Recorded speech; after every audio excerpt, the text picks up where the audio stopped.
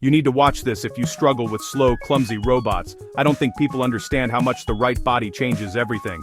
Here's part 2, where performance meets swagger. Before, your bot could walk, your bot could wave, but it wasted energy, tripped on curbs and stalled under load. Sensors were amateur hour joints where sloppy thermal throttling killed long missions. Sound familiar? Step 1. Modular actuators. Swap rigid motors for compact adaptive actuators that shift torque on the fly. Less energy waste, smoother motion.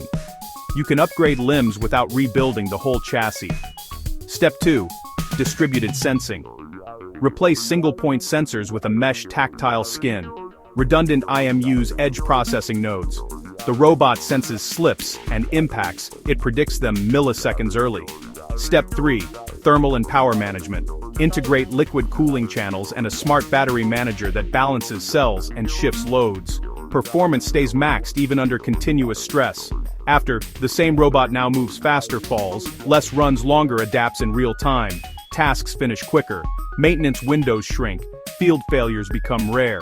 It's not just an upgrade, it's fit for style, with a broader install for steins. It's installable style. It's a transformation from temperamental prototype to dependable teammate. Ready to level up?